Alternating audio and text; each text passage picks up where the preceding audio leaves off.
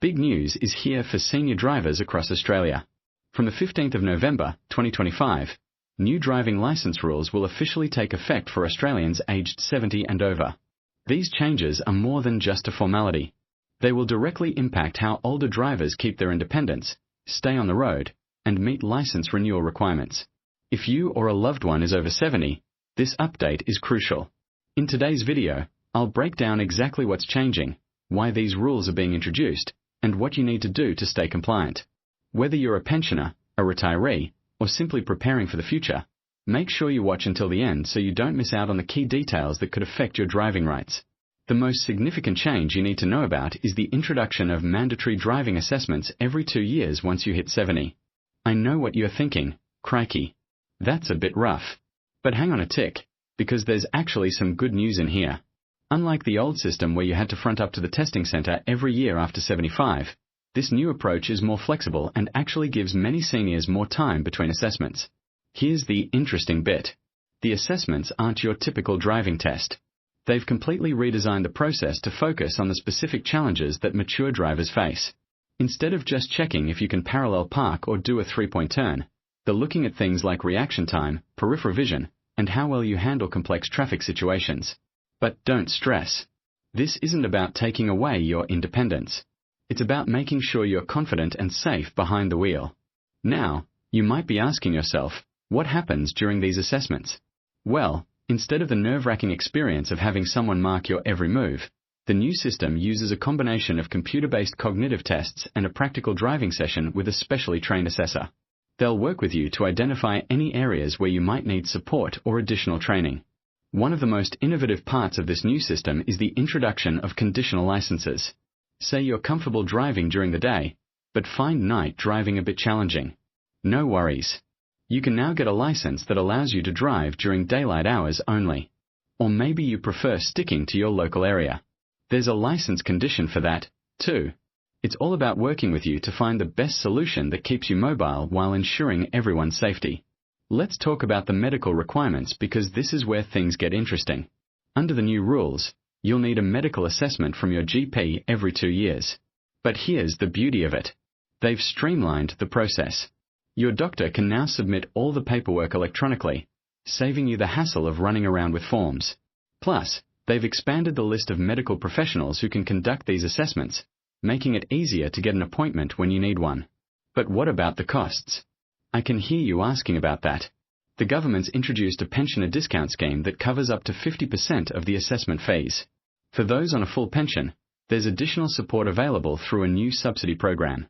They are really trying to make this as accessible as possible for everyone. Here's something that might surprise you. They are also introducing a voluntary refresher course program. If you complete one of these courses, you might be eligible for a reduction in your car insurance premiums. Several major insurers have already jumped on board with this initiative, recognizing that informed and up-to-date drivers are safer drivers. Now, let's address the elephant in the room. What happens if you don't pass the assessment? This is where the new system really shines. Instead of a simple pass or fail, there's now a graduated response system. If there are areas where you need improvement, you'll be offered specific training and support to help you get back on track. You'll have multiple opportunities to demonstrate your skills, and there's a proper appeals process if you feel the assessment wasn't fair. One question that keeps coming up is what about emergency situations? The new rules include provisions for temporary exemptions in cases where you might need to drive outside your usual conditions. For example, if you have a daylight-only license but need to drive to the hospital at night in an emergency, there's now a clear process for handling these situations. The technology side of things is pretty impressive, too. They are introducing a new digital license system that can be updated in real time. This means if your doctor recommends a temporary restriction due to medication, it can be quickly added to your license and removed just as easily when it's no longer needed. Your smartphone can now display your license conditions, making it easier for you to keep track of any restrictions. Something that's really worth mentioning is the support network they are putting in place. Every major town and city will have designated senior driver support centers where you can get advice, practice on driving simulators, and even book assessments. These centers will also offer workshops on new road rules and modern car safety features because let's face it, cars these days are practically computers on wheels. For our regional and rural drivers, they haven't forgotten about you. Mobile assessment teams will be traveling to remote areas regularly, and there's even a provision for online medical consultations where appropriate. The goal is to make sure everyone has access to these services, no matter where they live in our vast country.